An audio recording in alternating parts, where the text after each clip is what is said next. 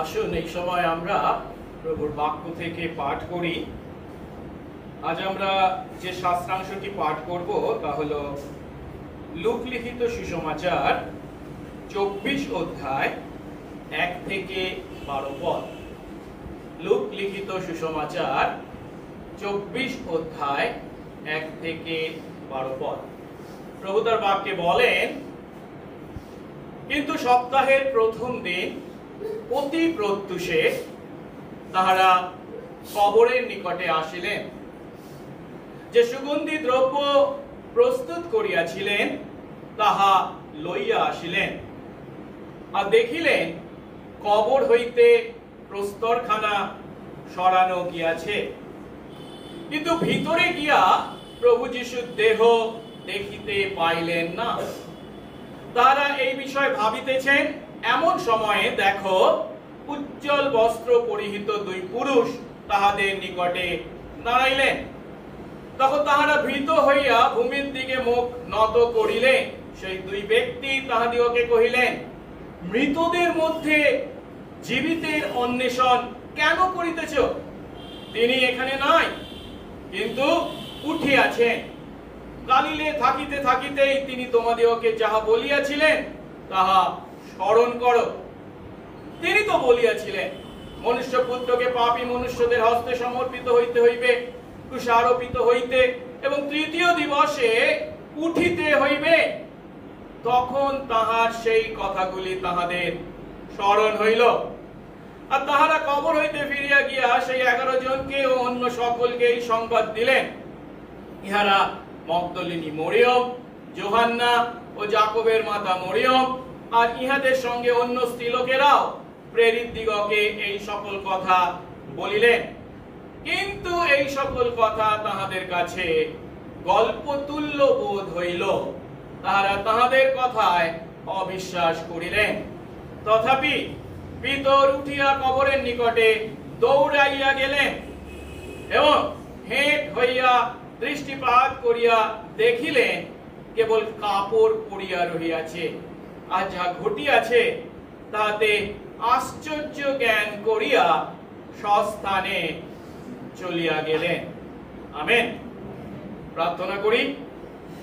মঙ্গলময় স্বর্গস্থ পিতা, তোমার ধন্যবাদ, প্রশংসা ও গৌরব করি। তোমার অপার অনুগ্রহে তোমার কতিপয় দাস দাসী তোমার চরণ তলে, তোমার দিনে, তোমার গৃহে, তোমার নামে আমরা মিলিত হয়েছি।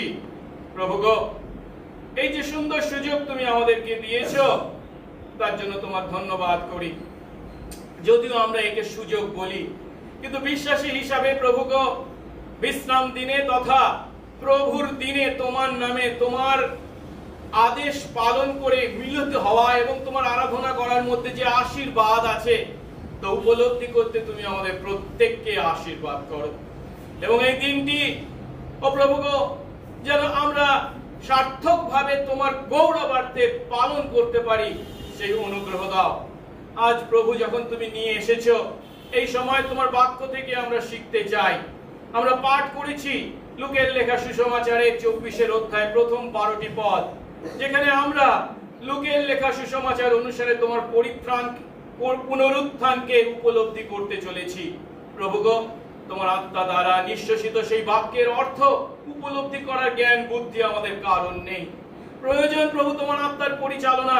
বক্তা শ্রোতা উভয়কেই প্রভু একইভাবে তোমার সেই আত্মার পরিচালনা দাও। তোমার আত্মা দ্বারা আমাদের হৃদয়কে আলোকিত করো, সেই বাক্যের সঠিক অর্থ উপলব্ধি করে তা যেন পালনকারী জীবন যাপন করি। সঙ্গে সঙ্গে থাকো, যিশু নামে এই প্রার্থনা চাই। আমেন। আমরা বসবো। আমরা লূক লিখিত সুসমাচার থেকে আমাদের প্রভু যিশুর পার্থিব জীবন, মৃত্যু এবং পুনরুত্থান সম্বন্ধে শিখছি এবং তা উপলব্ধি করছি। গত সপ্তাহে আমরা লূক সুসমাচারের 23 অধ্যায় 50 থেকে 56 পদ থেকে দেখেছিলাম যিশুর মৃতদেহকে কে কিভাবে ক্রুশ থেকে নামিয়ে সমাধিস্থ করেছিলেন। এটা ছিল শুক্রবার এবং সেদিন যিশু মারা গিয়েন ক্রুশের উপরে। এবং সেই শুক্রবারের অপরাহ্নে সূর্যাস্তের পূর্বে আমরা দেখেছিলাম তার দেহকে কবরস্থ করা হয়েছিল।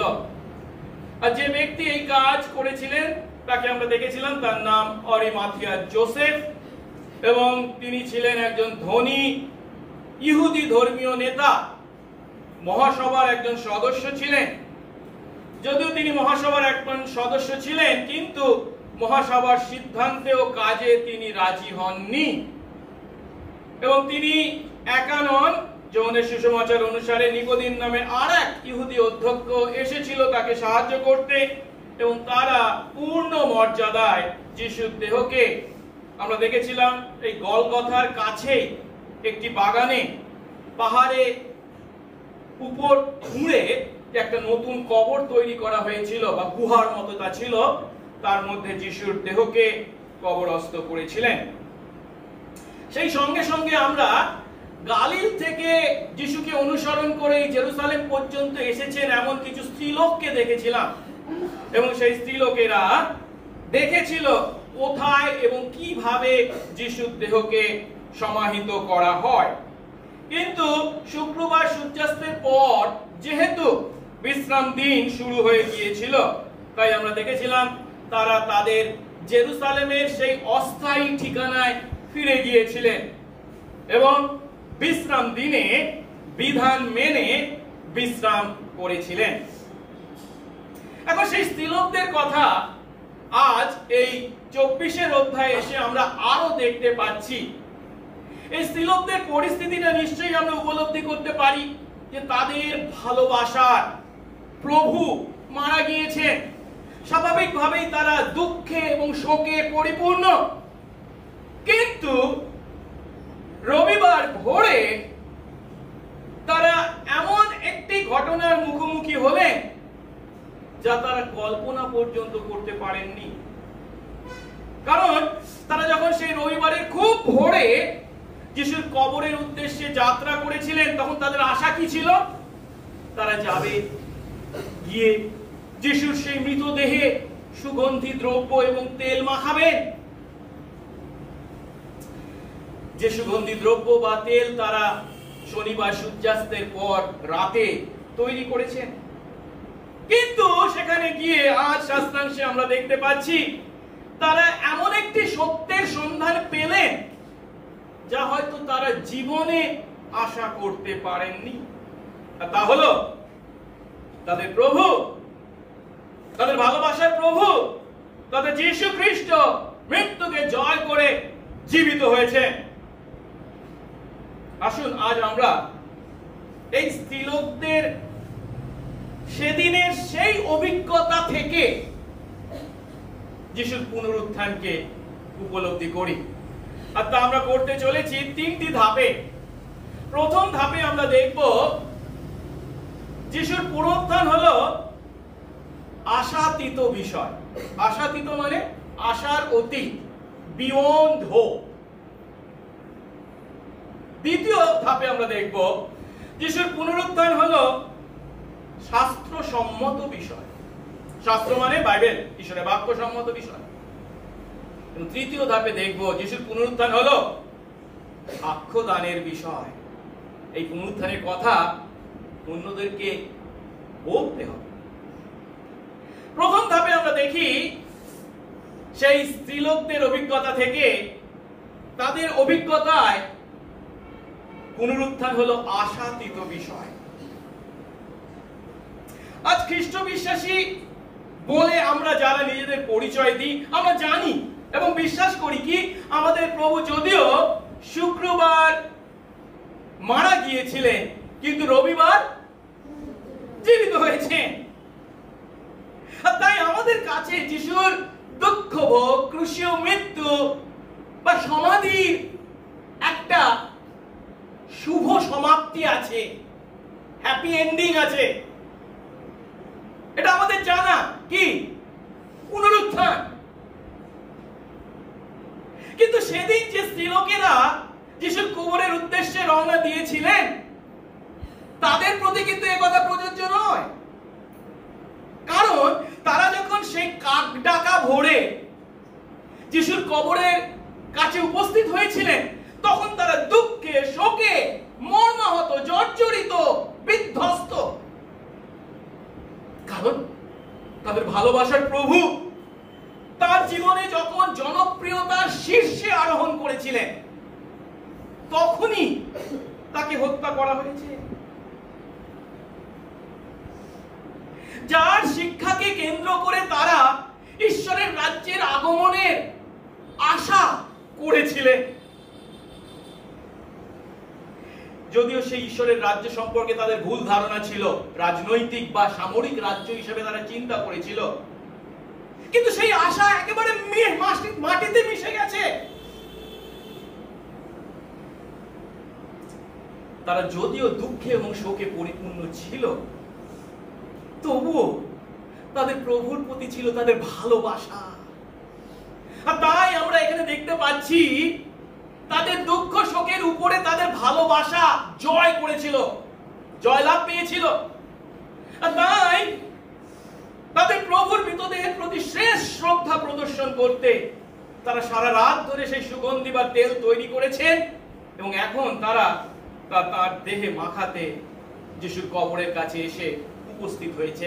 এক পথ দেখি, কিন্তু সপ্তাহের প্রথম দিন অতি প্রত্যুষে, মানে খুব ভোরে তারা কবরের কাছে এলেন, যে সুগন্ধি দ্রব্য প্রস্তুত করেছিলেন তা নিয়ে এলেন। এখানে একটা বিষয় কিন্তু আমাদেরকে উপলব্ধি করতে হবে, সেই কাক ডাকা ভোরে এই স্ত্রীলোকদের পক্ষে যিশুর কবরের কাছে আসাটা সহজসাধ্য কাজ ছিল না, যে সে করতে পারে না। যিশুর প্রতি কতখানি ভালোবাসা থাকলে কেবল তা করা সম্ভব। কেন?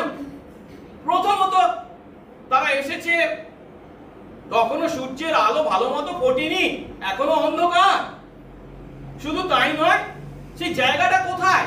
যোহনের সুসমাচার অনুসারে যিশুকে যেখানে কবর দেওয়া হয়েছিল তা হলো যিশুকে যেখানে ক্রুশে বলি দেওয়া হয়েছিল বা ক্রুশবিদ্ধ করা হয়েছিল, সেই গলগথা থেকে কাছাকাছি একটা জায়গায়, একটা বাগানের মধ্যে। তার মানে কি? গলগথাটা কোথায় ছিল? জেরুসালেমের বাইরে। তারা কিন্তু তার আগে বিশ্রামবার শুরু হওয়ার আগে ফিরে এসেছিল তাদের জায়গায়। মানে কোথায়? জেরুসালেমে। আসলে তারা গালিলের লোক, কিন্তু জেরুসালেমে আছেন মানে কি? টেম্পোরারি কোনো ঘর হয়তো ভাড়া নিয়েছিলেন, সেই অস্থায়ী বাড়িতে তারা ফিরে এসেছিলেন। কিন্তু এই কাক ডাকা ভোরে তারা কোথায় যাচ্ছেন? জেরুসালেমের বাইরে যাচ্ছেন। এবং এরা কারা? সকলেই হচ্ছে স্ত্রীলোক, একজনও তাদের মধ্যে পুরুষ নেই। শুধু তাই নয়, জেরুসালেমের সম্পর্কে তাদের কি খুব ভালো জানা আছে? না, তারা তো দার্জিলিং এর লোক, কলকাতার কথা জানবেন কি করে? এই গালিল আর জেরুসালেমকে বোঝানোর জন্য আমি উপায় বলছি। গালিল হচ্ছে সেই উত্তরে আমাদের যেমন দার্জিলিং, ঠিক তেমন, আর কলকাতা হচ্ছে দক্ষিণে যেমন, সেই রকম হচ্ছে জেরুসালেম। জেরুসালেমের কথা তাদের ভালো জানা নেই, কিন্তু তবুও তারা এসেছে যিশুর কবরের কাছে। কেন? যিশুর প্রতি তাদের ভালোবাসা কতখানি অটুট ছিল। কিন্তু তারা যখন সেই যিশুর কবরের কাছে যাচ্ছে, তারা পথে আছে, তখন তাদের মধ্যে একটা চিন্তা বা দুশ্চিন্তা কাজ করেছিল, যেটার কথা লুকের সুসমাচারে যদিও আমরা পাই না, কিন্তু মার্কে পাই। মার্ক 16:3 বলা হয়েছে, তারা পরস্পর বলা বলি করছিলেন, কবরের দ্বার থেকে কে আমাদের জন্য পাথরখানা সরিয়ে দেবে? তারা জানে কি যিশুকে কবরের মধ্যে রাখা হয়েছে, তারা দেখেছে কে রেখেছে, কোথায় রেখেছে, কিভাবে রেখেছে, এবং তার সামনে সেই গুহার মুখে একটা বিরাট বড় গোল পাথর চাপিয়ে দেওয়া হয়েছে। শুধু তাই নয়, মথির লেখা সুসমাচার অনুসারে আমরা আরো জানি, এই মহিলারা যখন বিশ্রাম বারে বিধি মতে বিশ্রাম পালন করবার কথা বলা হয়েছে, তখন কিন্তু ধর্মীয় নেতারা কার কাছে গেছিল? পিলাতের কাছে গিয়েছিল। আর গিয়ে কি বলেছিল? এই লোক বলেছিল মরবার পর আবার জীবিত হবে, সেই ঘটনা যাতে না ঘটতে পারে কোনোভাবে তার জন্য আপনি ব্যবস্থা নিন। কি করুন? ওটাকে সিল করে দিন এবং ওখানে প্রহরীদেরকে বসিয়ে রাখুন। এখন সহজেই এই স্ত্রীলোকদের সেই দুশ্চিন্তা হওয়াটাই স্বাভাবিক, যে কে তাদের জন্য সেই কবরের মুখ থেকে পাথরখানা সরিয়ে দেবে? রোমীয় সৈন্যরা কি তা করবে? রোমীয় সৈন্যরা, রোমীয় আইন মেনে এখানে সিলমোহর করা দেওয়া হয়েছে। মানে কি? রোমীয় শাসনকর্তার নির্দেশ ছাড়া তা ভাঙা অসম্ভব। তারা কখনোই এই ইহুদি মহিলাদের কথা শুনে সিলমোহর খুলে পাথর সরাবে না। তাহলে কি যিশুর শিষ্যরা আগিয়ে আসবে সাহস করে তাদেরকে সাহায্য করবার জন্য? তাদের সাহস, সবাই তো পালিয়েছে। যিশুর ক্রুশের নিচে একমাত্র যোহনকে আমরা দেখেছি, তারাও কোনো কাজে আসবে না। তাহলে প্রশ্ন হলো, যিশুর কবরের কাছে গিয়ে তারা কি করতে পারতেন?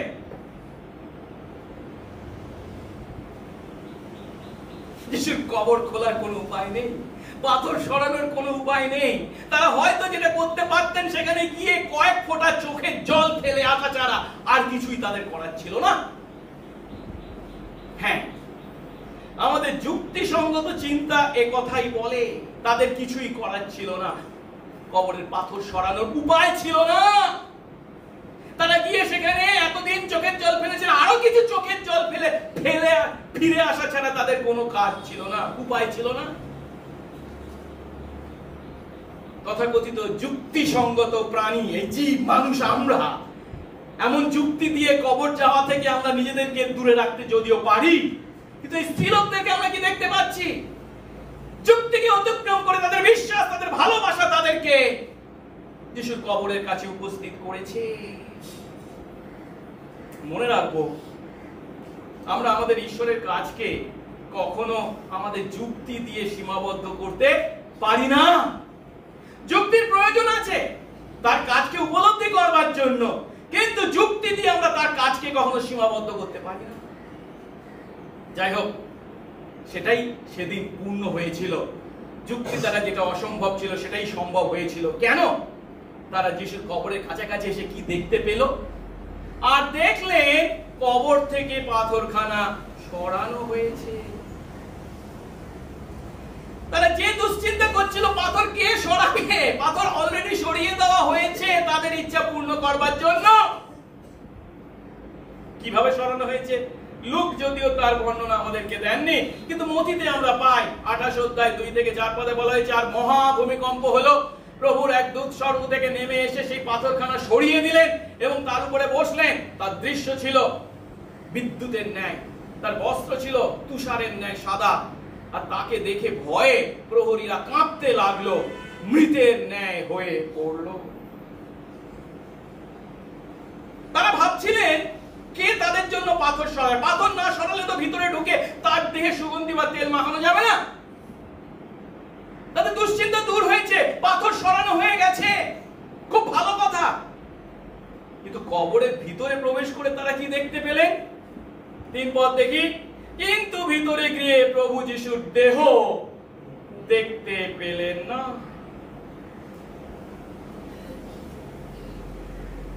তারা যে আশায় এসেছে যিশুর দেহে সুগন্ধি বা তেল মাখাতে, তা পূর্ণ করবার জন্য প্রয়োজন ছিল যিশুর দেহের উপস্থিতি সেখানে, কিন্তু যিশুর দেহ সেখানে নেই।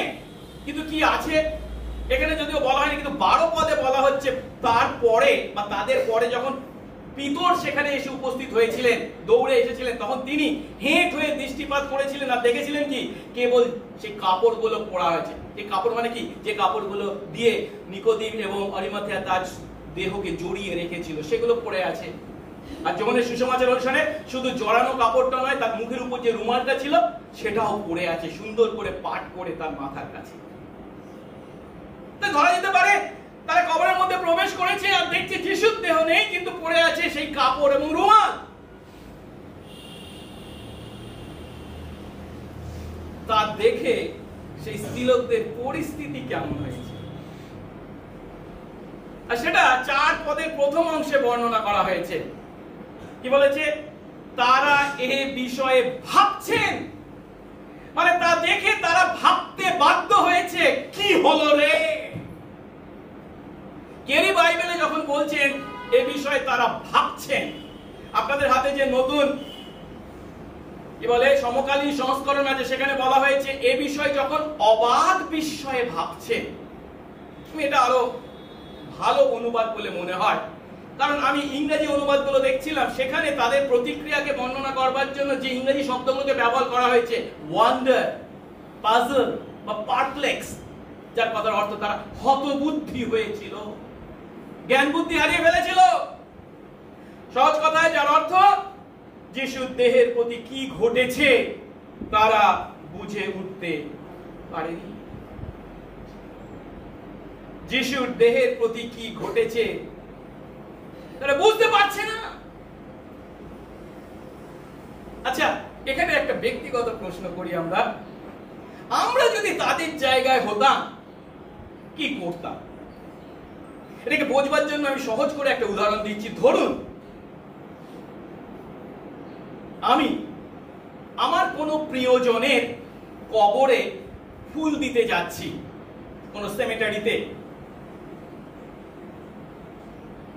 যে প্রিয়জন কয়েকদিন আগে মারা গেছে এবং তাকে কবরস্থ করা হয়েছে বা তার দেহকে কবরস্থ করা হয়েছে। এমনকি কোনো চান্স আছে যে সে যাওয়ার পথে আমি চিন্তা করতে পারি তার কবর খোঁড়া হয়েছে, খোলা আছে? নিশ্চয়ই নয়। তবু ধরুন এমন ঘটনা ঘটেছে, আমি গিয়ে দেখছি কবর খোলা, খোঁড়া হয়েছে, কফিন বক্স তোলা হয়েছে, কফিন বক্স সেখানে নেই। তা দেখে আমি কি চিন্তা করব? এটা অবাক করার বিষয় নয় কি? এটা কি কোনো ঘটতে পারে? এটা কেন ঘটলো? কেন তার কফিন বক্সকে তোলা হলো? হতবুদ্ধি হওয়া ছাড়া আর কোনো উপায় নেই। আমি কি তখন এমন কথা চিন্তা করতে পারি, ও আমার প্রিয়জন পুনরুত্থিত হয়েছে? আমি কি সেই কথা চিন্তা করব? আমি করব না। আপনারা হয়তো কি করতেন আমি জানি না, আমি হয়তো করতে পারতাম না। কেন? একটু পরে আমি বলব। সেদিন স্ত্রীলোকদেরও সেই একই পরিস্থিতি হয়েছিল। খোলা কবরে যখন যিশুর মৃতদেহ তারা দেখতে পাননি, কেবল কাপড় পরে থাকতে দেখছেন, তখন তারা অবাক হয়েছেন, হতবুদ্ধি হয়েছেন। আর কি চিন্তা করছেন? তাদের চিন্তার কথাটা যোহনের সুসমাচারে আমরা পাই। মগদলিনী মরিয়ম কি চিন্তা করেছিল 20 অধ্যায় 13 পদে। তারা তাকে বললেন, মানে সেই কবরের মধ্যে যে স্বর্গদূতরা ছিল তারা মগদলিনী মরিয়মকে বললেন, নারী রোদন করছো কেন? তখন মগদলিনী মরিয়ম তাদের বললেন কি, লোকে আমার প্রভুকে নিয়ে গিয়েছে আর কোথায় রেখেছে আমি জানি না। এ কথার অর্থ কি? খুবই যুক্তিসঙ্গত চিন্তা।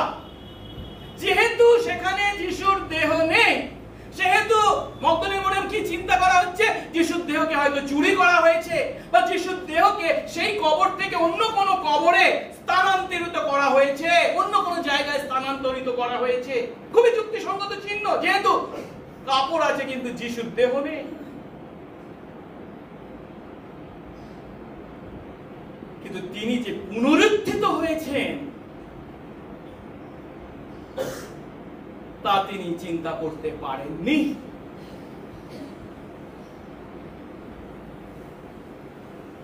এর থেকে আমরা যে সত্যটা উপলব্ধি করি তা হলো, মৃতদের মধ্য থেকে যিশুর পুনরুত্থান ছিল তাদের কাছে, এই স্ত্রীলোকদের কাছে আশার অতীত বিষয়, বিবন্ধ। তারা যা চিন্তা বা কল্পনা পর্যন্ত করতে পারেননি সেটা কি? তিনি পুনরুত্থিত হতে পারেন। কিন্তু দুঃখের বিষয় কি জানেন? পুনরুত্থান কি সত্যিই আশার অতীত বিষয় ছিল? না, কারণ যিশু নিজে তার জীবনের শেষ ভাগে এসে তার পুনরুত্থানের কথা নিজে কতবার বলেছেন তাদেরকে। তারা যদি যিশুর সেই কথাকে গুরুত্বের সঙ্গে আক্ষরিক অর্থে গ্রহণ করতেন তাহলে তারা অবশ্যই পুনরুত্থানের আশা করতেন। পুনরুত্থানের আশাটা আশার অতীত বিষয় ছিল না।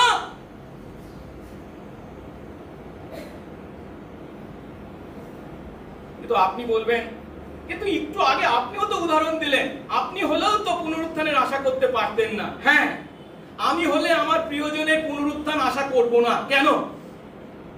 সেই প্রিয়জন মরার আগে বলে যায়নি আমাকে যে আমি আমার পুনরুত্থিত হব। আমরা জানি যিশুর দ্বিতীয় আগমনের দিনে শেষ দিনে তার পুনরুত্থান হবে, কিন্তু শেষ দিন তো এখনো আসেনি, তাই আমি তার পুনরুত্থান আশা করতে পারি না। কিন্তু এই শিষ্যদেরকে যিশু তার মৃত্যুর পূর্বে বারংবার বলে গেছেন তার পুনরুত্থানের কথা।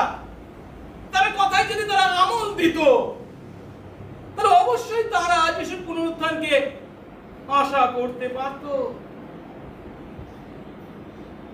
যিশুর কথাকে আমল দেওয়ার কথা বলছি, কিন্তু এইভাবে যখন আমরা তাদের প্রতি, স্ত্রীলোকদের প্রতি আঙ্গুল তুলছি, আজ আমরা কি করছি? আমরা কি ঈশ্বরের বাক্যকে গুরুত্বের সঙ্গে গ্রহণ করি? ঈশ্বরের বাক্যকে আমল দিই? ঈশ্বরের বাক্য পাঠ করি, শুনি, ঈশ্বরের বাক্য জানি?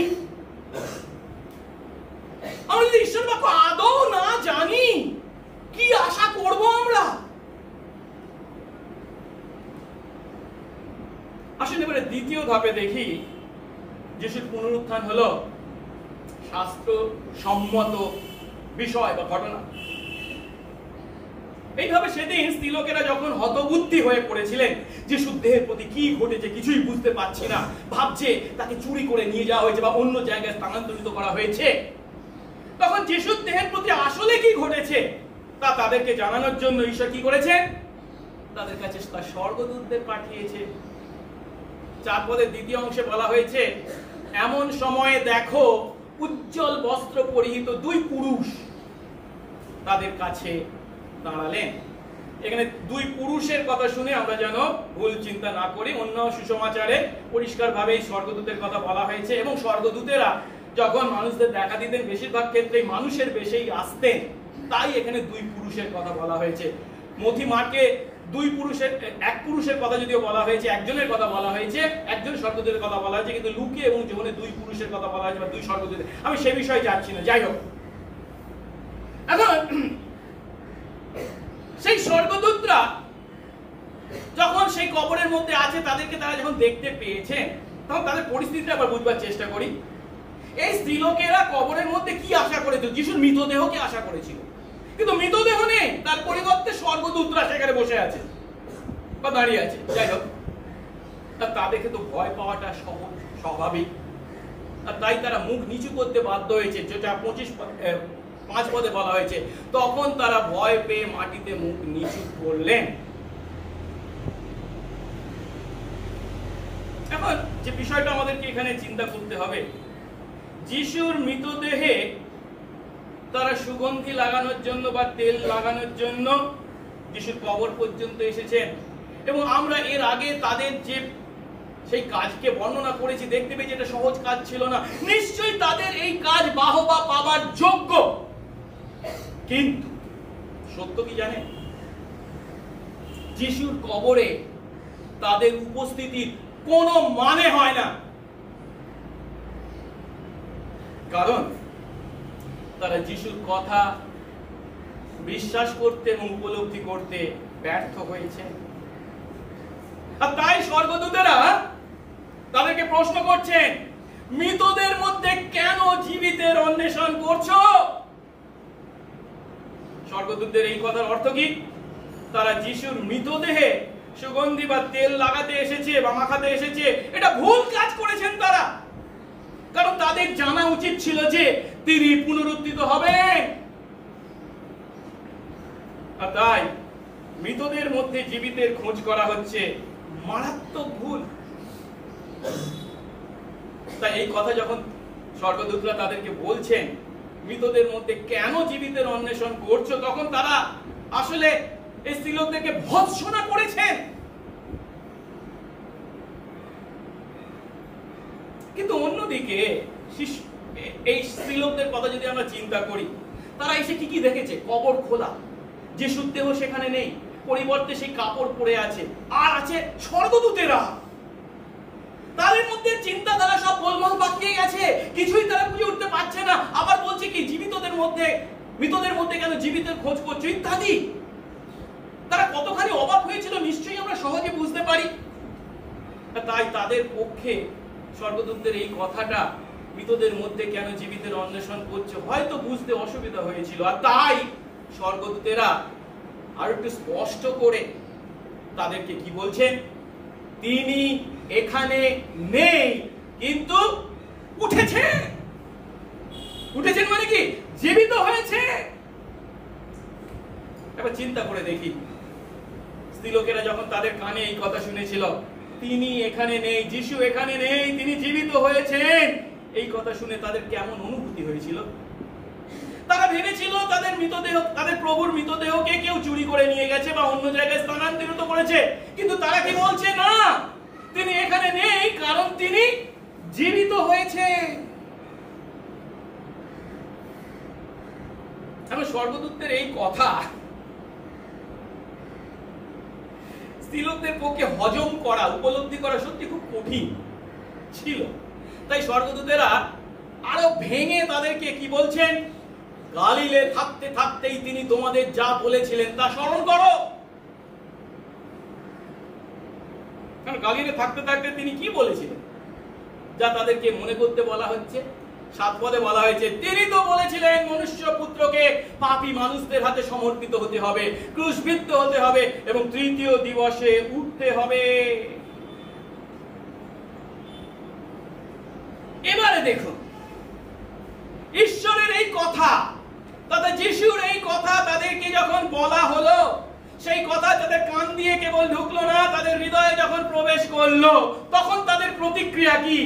8 পদে বলা হয়েছে, তখন তার অর্থাৎ যিশুর সেই সমস্ত কথা তাদের স্মরণ হলো। হ্যাঁ, সত্যিই তো যিশু বলেছিলেন মনুষ্য পুত্রকে তার শত্রুদের হাতে সমর্পিত হতে হবে, মরতে হবে এবং তৃতীয় দিনে তিনি জীবিত হবে। এই যে স্বর্গদূতেরা বলছেন তিনি এখানে নাই, তিনি জীবিত, তার মানে তিনি পুনরুত্থিত হয়েছেন। কিন্তু লক্ষ্য করার বিষয় কি জানেন? তিনি যে জীবিত হয়েছেন, তিনি যে পুনরুত্থিত হয়েছেন, এটা কখন তারা উপলব্ধি করতে পারলো? যখন তাদেরকে ঈশ্বরের বাক্য বলা হলো, যখন তারা ঈশ্বরের বাক্য উপলব্ধি করলো। তিনি তো বলেছিলেন। আর সত্যি যিশু বারংবার তার মৃত্যুর পূর্বে তার দুঃখ ভোগ, মৃত্যু, পুনরুত্থানের কথা বলেছেন। আমি কয়েকটা উদাহরণ দিচ্ছি। প্রথমটি হচ্ছে লুক 9:22 পদ যদি দেখি, তার আগে যিশু শিষ্যদের জিজ্ঞাসা করছে, আমি কে, লোকে কি বলে ইত্যাদি, তোমরা কি বলো? পিতর বললেন, আপনি হচ্ছে সেই খ্রিস্ট, জীবন্ত ঈশ্বরের পুত্র। তারপর যিশু কি বললেন? তিনি বললেন মনুষ্য পুত্রকে অনেক দুঃখ ভোগ করতে হবে, প্রাচীনদের, প্রধান যাজকদের, অধ্যাপকদের দ্বারা অগ্রাহ্য হতে হবে, হত হতে হবে, মানে মরতে হবে, আর তৃতীয় দিনে তিনি উঠবেন। আবার সেই রূপান্তরের পাহাড়ে তিনি যখন রূপান্তরিত হয়েছেন, তারপরে যিশু একই কথা বলছেন মার্ক 9:31 পদে, কারণ তিনি তার শিষ্যদের উপদেশ দিয়ে বলতেন মনুষ্য পুত্র মনুষ্যদের হাতে সমর্পিত হবে, তারা তাকে বধ করবে, হত হওয়ার পর তিনি 3 দিন পরে উঠবেন। তিনি গালিল থেকে যখন শেষ জেরুসালেমে যাত্রা করছেন তার শিষ্যদেরকে নিয়ে, সেই যাত্রা শুরুর সময়ও তিনি একই কথা বলেছেন। লুক 18:31-33 পদে, পরে তিনি সেই 12 জনকে কাছে নিয়ে তাদের বললেন, দেখো আমি জেরুসালেমে যাচ্ছি, আর ভাওবাদীদের দ্বারা যা যা লিখিত হয়েছে সে সমস্ত মনুষ্য পুত্রে সিদ্ধ হবে, কারণ তিনি পরজাতীয়দের হাতে সমর্পিত হবেন, লোকেরা তাকে বিদ্রূপ করবে আর তার অপমান করবে, তার গায়ে থুতু দেবে, তার কোড়া প্রহার করে বধ করবে, পরে তিনি তৃতীয় দিনে উঠবেন। এর থেকে আমরা যে সত্যটা উপলব্ধি করি তা হলো, যিশু কতবার তার মৃত্যু পুনরুত্থানের কথা তার শিষ্যদের বলেছিলেন, কিন্তু যে শিষ্যরা তার এত ঘনিষ্ঠ তথা তাকে ভালোবেসে এত দূর পর্যন্ত বিপদের ঝুঁকি নিয়ে তার কবরের কাছে আসতে পারে, সেই স্ত্রীলোকেরাও পর্যন্ত যিশুর সেই কথা উপলব্ধি করতে ব্যর্থ হয়েছিলেন। তারা বা যিশুর অন্য শিষ্যরা যিশুর এই কথাকে আক্ষরিক অর্থে গ্রহণ করতে ব্যর্থ হয়েছিলেন। তারা হয়তো যিশুর এই কথাকে কি ভেবেছিলেন? যিশু অনেক দৃষ্টান্তের মাধ্যমে কথা বলতেন, রূপক বা উপমা দিতেন, তারই একটি কিছু ভেবেছিলেন। কিন্তু এই স্বর্গদূতেরা যখন যিশুর সেই কথাকে ব্যবহার করে তাদেরকে চোখে আঙ্গুল দিয়ে এই ঘটনাকে ব্যাখ্যা করলেন, তখন বলা হয়েছে যিশুর সমস্ত কথা তাদের মনে পড়ল। যিশুর কথা মানে কি? ঈশ্বরের কথা। ঈশ্বরের কথা মানে কি? শাস্ত্র বাক্য। অর্থাৎ যিশুর এই পুনরুত্থান হচ্ছে সম্পূর্ণভাবে শাস্ত্র সম্মত। এর থেকে আমরা আরো উপলব্ধি করি যে যিশুর পুনরুত্থানের তাৎপর্যকে তার মৃত্যু ও পুনরুত্থান সম্পর্কে তিনি যে পূর্বকথন বলেছেন বা ভাববাণী করেছেন তা থেকে পৃথক করা কখনো সম্ভব নয়। যিশু সেই কথা বা সেই পূর্বকথন বা সেই ভাববাণী কোনো সাধারণ কথা ছিল না, তা ছিল ঈশ্বরের বাক্য। আর ঈশ্বরের বাক্য হওয়ায় তা পূর্ণ হতে বাধ্য। তাই যিশুর পুনরুত্থানকে উপলব্ধি করতে হলে আমাদেরকে ঈশ্বরের বাক্যকে গ্রহণ করতে হবে, বিশ্বাস করতে হবে। আরো কি জানেন, এই যিশুর এই পুনরুত্থান সম্পর্কে যিশু যে কেবল বলেছেন তা নয়, পুরাতন নিয়মের পাতায় পাতায় যিশুর এই পুনরুত্থান সম্বন্ধে ভাববাণী করা হয়েছে। একটা উদাহরণ দিচ্ছি আমি। এরপরেই লুক 24 অধ্যায় শেষের অংশে যখন আমরা যাব, তখন ইম্মাউয়ের পথে দুইজন শিষ্য যাচ্ছিল। যিশু হঠাৎ পুনরুত্থিত যিশু তাদের সঙ্গে সাক্ষাৎ করেন, আর তারা এই বিষয় নিয়ে আলোচনা করছিল, যিশুর পুনরুত্থান নিয়ে। বুঝতে পারছিল না, কিন্তু যিশু তখন তাদেরকে সেটা ব্যাখ্যা করবার জন্য কিভাবে তাদের কাছে ব্যাখ্যা করলেন 24 অধ্যায় 25-27 পদে বলা হয়েছে, তখন তিনি তাদের বললেন, সেই দুই শিষ্যকে, হে অবদেরা, বোকার দল, ভাববাদীরা যে সমস্ত কথা বলেছেন সে সকল বিষয় বিশ্বাস করণে শীতল চিত্তরা, মানে বিশ্বাস করিস না তোরা, এমন তোরা, এমন হৃদয়ের অধিকারী তোরা। খ্রিস্টের কি আবশ্যক ছিল না যে এই সমস্ত দুঃখ ভোগ করেন ও আপন প্রতাপে প্রবেশ করেন? পরে তিনি মসি থেকে ও সমুদয় ভাববাদী থেকে আরম্ভ করে সমুদয় শাস্ত্রে তার নিজের বিষয়, যিশু বলছেন আমার নিজের বিষয়, যে সকল বলা আছে, কথা আছে, তা তাদের বুঝিয়ে দিলেন।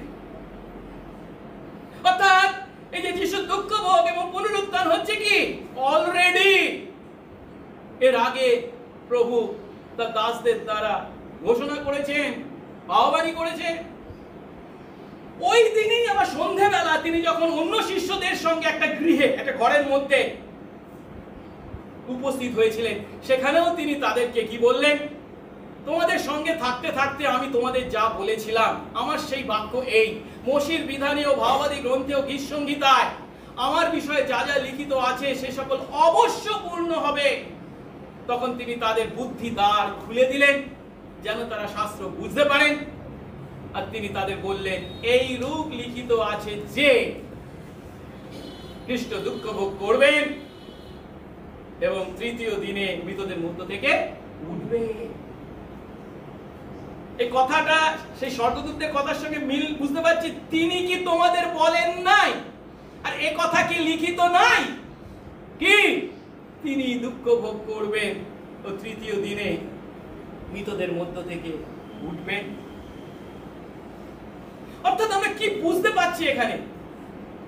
সেই স্বর্গদূতেরা যিশুর পুনরুত্থানের ব্যাখ্যা দিতে গিয়ে তার শিষ্যদেরকে, সেই শিষ্যদেরকে কি বিষয় বলেছিল? যিশুর বাক্য, ঈশ্বরের বাক্য স্মরণ করতে বলেছিল, তা উপলব্ধি করতে বলেছিল। যিশু তার শিষ্যদেরকেও একই ভাবে তার পুনরুত্থানকে ব্যাখ্যা করবার জন্য, উপলব্ধি করবার জন্য কি বলছেন? বাক্য, ঈশ্বরের বাক্য, তা আমাদেরকে উপলব্ধি করতে হবে। আর যারা বোকার মতো সেই বাক্য উপলব্ধি করতে পারিবে, তারা নিজেদের বুদ্ধি মেনটেন করে বলি কি ঈশ্বর পুনরুত্থানটা কি কখনো হতে পারে? আর এই কথা আজ আমাদের প্রতিও একইভাবে প্রযোজ্য। আমরা মৃতদের মধ্য থেকে যিশুর পুনরুত্থানকে কেবল তখন বিশ্বাস করতে পারি যখন আমরা ঈশ্বরের বাক্যে বিশ্বাস করি। যিশুর পুনরুত্থান কোন প্রকার প্রেক্ষাপট ছাড়াই, প্রস্তুতি ছাড়াই, কাকতালীয় ভাবে হঠাৎ ঘটে গেছে এমন ঘটনা নয়। যিশুর মৃত্যু যেমন কাকতালীয় ঘটনা নয়, ঈশ্বরের পরিকল্পনায় ভাববাণীর পূর্ণতা।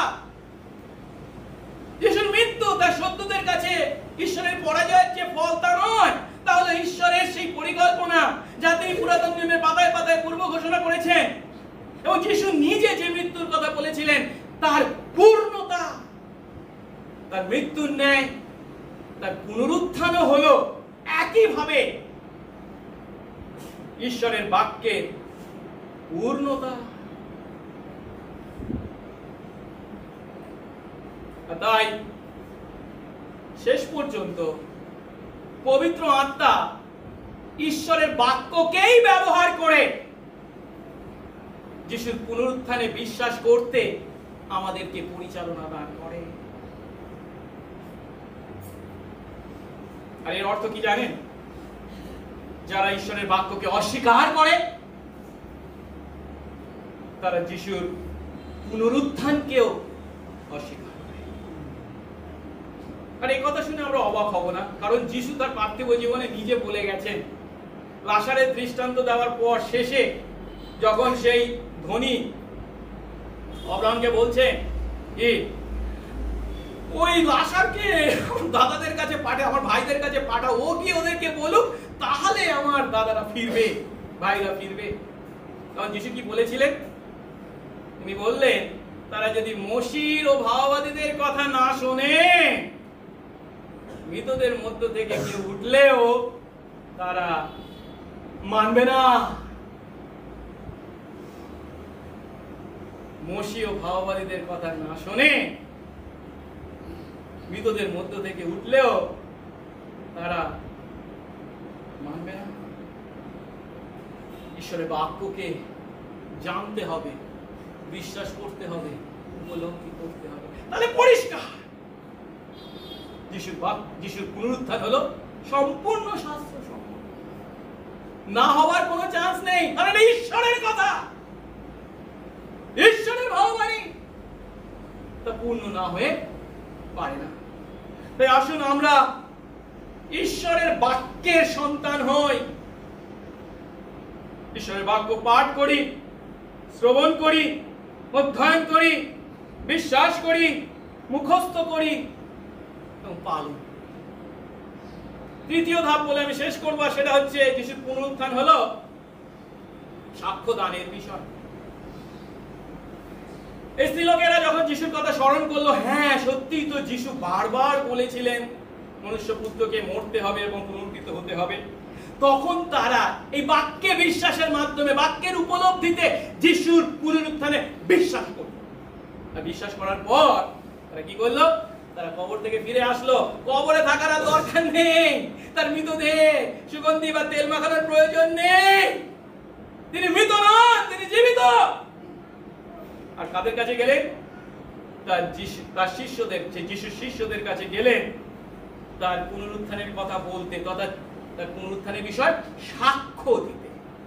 আমরা প্রায় 9-10 পদে তারা কবর থেকে ফিরে গিয়ে সেই 11 জনকে, অন্য সকলকে এই সংবাদ দিলেন। কিসের সংবাদ? যিশুর পুনরুত্থানের সংবাদ, যে পুনরুত্থানে তারা বিশ্বাস করেছে। আর এরা কারা? মগদলিনী মরিয়ম, যোহান্না, যাকবের মাতা মরিয়ম এবং এদের সঙ্গে অন্য স্ত্রীলোকেরাও প্রেরিতদের সেই সকল কথা বললেন। কিন্তু লক্ষ্য করার বিষয় হলো যিশুর এই পুনরুত্থানের কথা তারা প্রথম ঘোষণা করেছে, স্ত্রীলোকেরা। আর এটা খুব গুরুত্বপূর্ণ, তার কারণ হচ্ছে সেই সময় স্ত্রীলোকদের সাক্ষ্যকে কোনো মূল্য দেওয়া হতো না। আজকের দিনের একজন বুদ্ধিমান লেখক যদি যিশুর এই কাহিনী লিখতেন, তিনি প্রথমে নিজেকে প্রশ্ন করতেন, আচ্ছা যিশুর পুনরুত্থানের কথা এই স্ত্রীলোকেরা বললো, এটা কি আমি লিখবো? কেন? তাহলে তো কেউ বিশ্বাস করবে না। এখানেই আমরা সেই সমাজে যদিও স্ত্রীলোকদের সাক্ষ্যকে মূল্য দেওয়া হতো না, সেই সামাজিক ব্যাধির কাছে ঈশ্বরের বাক্য নথি স্বীকার করেনি, সুসমাচারের লেখকরা নথি স্বীকার করেননি, তা আমরা দেখতে পাচ্ছি। স্ত্রীলোকদেরকেই যিশুর সুসমাচার প্রচারে বা যিশুর পুনরুত্থানের কথা বা সাক্ষ্য দেওয়ার জন্য প্রথম সাক্ষী হিসাবে তুলে ধরেছেন। তাদের মূল্য এবং মর্যাদাকে তারা স্বীকার করেছেন।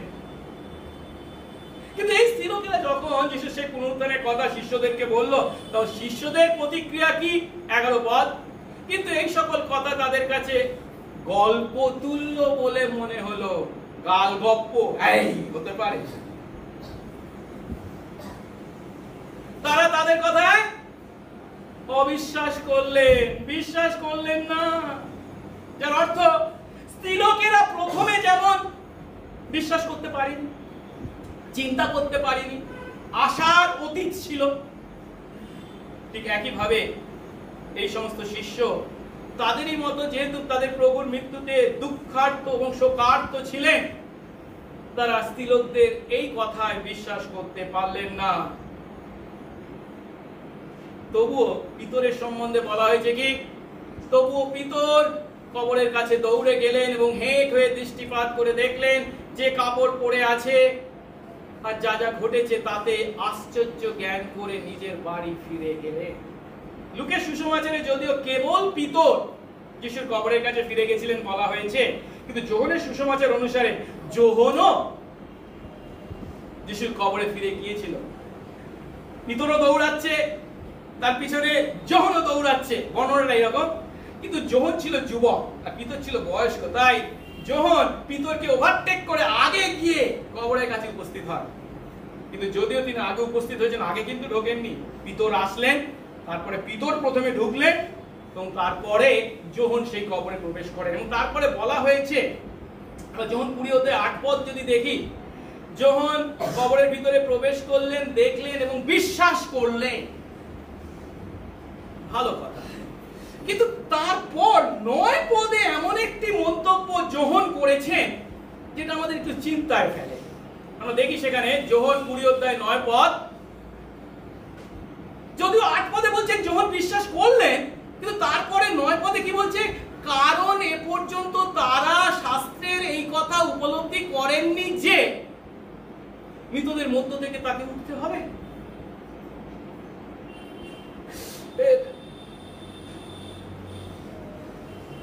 এখানে যেটা বুঝতে হবে, যোহনের সম্বন্ধে তিনি দেখলেন সেই কাপড় ইত্যাদি বা রুমাল ইত্যাদি এবং বিশ্বাস যদিও করেছিলেন, কিন্তু ধরা যেতে পারে অন্য শিষ্যদের ক্ষেত্রে যিশু যে মৃতদের মধ্য থেকে জীবিত হয়েছেন তা তারা তখনও উপলব্ধি করতে পারেননি। এবং কেন পারেননি? তার কারণ তাকে যে মৃতদের মধ্য থেকে উঠতে হবে এটা তারা উপলব্ধি করতে পারেননি। আমরা পিতরের কথা চিন্তা করি, তার প্রভুকে, তার প্রভুর দেহের মধ্যে কি ঘটেছে, শিষ্যরা এসে এই কথা বলছে যদিও, তবুও তার প্রমাণ করবার জন্য তিনি নিজে ছুটে গেছেন, নিজের চোখে গেছেন, কবরের কাছে দেখেছেন খবর খোলা, যিশুর দেহ সেখানে নেই, কেবল কাপড় পরে আছে বা রুমাল পরে আছে। তা সত্ত্বেও তিনি যিশুর পুনরুত্থানকে উপলব্ধি করতে ব্যর্থ হয়েছিলেন। আর তাই লুকের সুসমাচারে একটু আগে আমরা কি দেখলাম, 12 পদে শেষ অংশে বলেছি কি, সেই কবর থেকে তিনি বাড়িতে ফিরে যাচ্ছেন কিভাবে, কি মনে, আশ্চর্য জ্ঞান করে নিজের বাড়ি ফিরে গেলেন।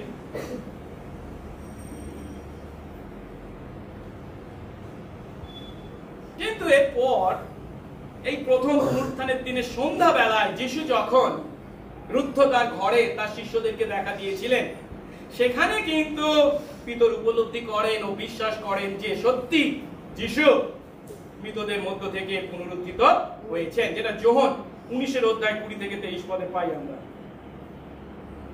এবং সেই রুদ্ধ তার ঘরের মধ্যে কি ঘটেছিল যদিও আমাদেরকে বলা হয়নি, কিন্তু আগে ও পরের ঘটনাগুলোকে যদি আমরা একটু এক লাইনে প্যারালালি দেখি তাহলে কি বলতে পারি, সেই রুদ্ধ তার ঘরে যিশু তার শিষ্যদেরকে পুনরায় সেই একই কথা বলেছিলেন যা কিনা তিনি এম্মাউয়ের পথে বলেছিলেন বা সন্ধ্যাবেলায় শিষ্যদেরকে বলেছিলেন। সেটা কি? তার পুনরুত্থানের ব্যাখ্যা।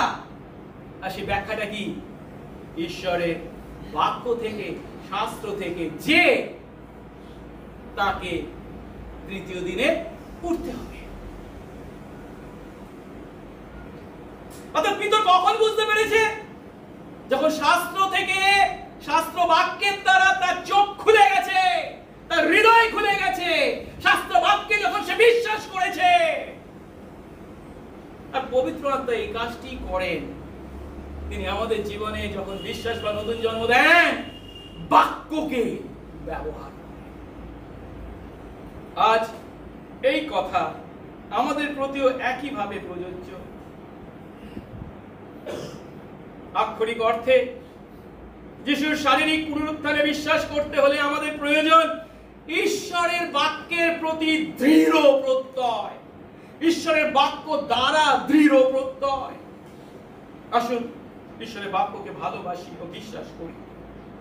পবিত্র আত্মার পরিচালনায় সেই বাক্যের অর্থ যখন আমরা উপলব্ধি করব, তখন যিশুর পুনরুত্থান কখনো আশাতীত বিষয় নয়, বরঞ্চ অবশ্যই আশা করার বিষয় এবং শাস্ত্রসম্মত বিষয়, এবং এ কথা অন্যদের কাছে বলবার বা সাক্ষ্য দানের বিষয়।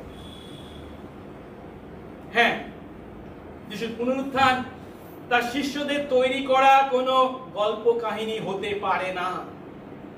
কেন? আমরা দেখলাম তার শিষ্যরা নিজেরাই মৃতদের মধ্য থেকে যিশুর পুনরুত্থান আশা পর্যন্ত করতে পারে। তার পুনরুত্থানের সাক্ষ্য প্রমাণ পেয়েও প্রথমে তারা বিশ্বাস করতে পারেননি। তাই যিশুর পুনরুত্থান যদি তাদের তৈরি কোনো মিথ্যা গুজব হতো, তাহলে তারা কখনো তাদের পরবর্তী জীবনে মৃত্যুর ঝুঁকি নিয়েও যিশুর পুনরুত্থানের কথা মানুষদের কাছে বলতে পারতেন না। কিন্তু বাইবেল কি বলে? যোহন ছাড়া যিশুর প্রতিটি শিষ্যকে সেই কথা প্রচারের জন্য শহীদের মৃত্যু ভোগ করতে হয়েছে। কিন্তু তারা নির্দ্বিধায় সাহসের সঙ্গে যিশুর পুনরুত্থান প্রচার করেছিলেন। কেন জানেন? কারণ তারা শাস্ত্রের এই কথা উপলব্ধি করেছিলেন যে যিশুকে মৃতদের মধ্য থেকে অবশ্যই উঠতে হবে। আর তাই প্রথম করিন্থীয় 15 অধ্যায় 3-4 পদে পৌল বলছেন, ফলত প্রথম স্থলে আমি তোমাদের কাছে এই শিক্ষা সমর্পণ করেছি। শুধু তোমাদেরকে শিক্ষা দিয়েছি তাই নয়, আমি নিজেও সেই শিক্ষা পেয়েছি। কি? শাস্ত্রানুসারে, ঈশ্বরের বাক্য অনুসারে খ্রিস্ট আমাদের পাপের জন্য মরলেন, কবর প্রাপ্ত হলেন, এবং শাস্ত্রানুসারে, ঈশ্বরের বাক্য অনুসারে তিনি তৃতীয় দিনে উত্থাপিত হয়েছেন। যিশুর পুনরুত্থান শাস্ত্রানুসারে। আর সেই বাক্যকে, সেই পুনরুত্থানকে বিশ্বাস করতে হলে সেই শাস্ত্রের কাছে আমাদের আসতে হবে, উপলব্ধি করতে হবে, বিশ্বাস করতে হবে। তবে আমাদের প্রত্যেককে শাস্ত্রানুসারে যিশুর পুনরুত্থানকে দেখতে, উপলব্ধি করতে ও বিশ্বাস করতে আশীর্বাদ। আসুন প্রার্থনা করি। ওই তো মঙ্গলময় স্বর্গস্থ পিতা, তোমার ধন্যবাদ করি প্রভু গো। যিশুর পুনরুত্থান খ্রিস্ট বিশ্বাসী আমাদের কাছে খুব জানা পরিচিত বিষয় যদিও, কিন্তু সেই পুনরুত্থান যখন ঘটেছিল তার যারা খুব ঘনিষ্ঠ ছিল তারা কিন্তু সেই পুনরুত্থান প্রথমে আশা পর্যন্ত করতে পারেনি, কল্পনা পর্যন্ত করতে পারেনি। কারণ তারা যিশুর কথায় আমল দেননি। যখন সেই যিশুর কথাকে তারা উপলব্ধি করলেন, তখন সেই পুনরুত্থান তাদের কাছে দিবা সত্যে রূপান্তরিত হয়েছে। আর সেই পুনরুত্থানের সত্যকে মানুষদের কাছে বলতে তারা ভয় পাননি, সাহসের সঙ্গে ঘোষণা করেছে। আজ আমরা কি করছি প্রভু গো? তোমার অনুগ্রহ দাও, তোমার আত্মা দ্বারা, তোমার বাক্যের মাধ্যমে আমাদের হৃদয়ে কথা বলো। তোমার বাক্যের প্রতি বিশ্বাস, ভালোবাসা, উপলব্ধি দাও, যেন আমরা আরো বেশি করে তোমার পুনরুত্থানের জন্য তোমাকে ধন্যবাদ জানিয়ে কৃতজ্ঞতায় তোমার গৌরবার্থে জীবন যাপন করি। কারণ তোমার পুনরুত্থান সব থেকে আশা করবার বিষয়, তোমার পুনরুত্থান স্বাস্থ্যসম্মত বিষয়, তোমার পুনরুত্থান মানুষদের কাছে সাক্ষ্য দেওয়ার বিষয়। যিশু নামে এই প্রার্থনা চাই, আমেন।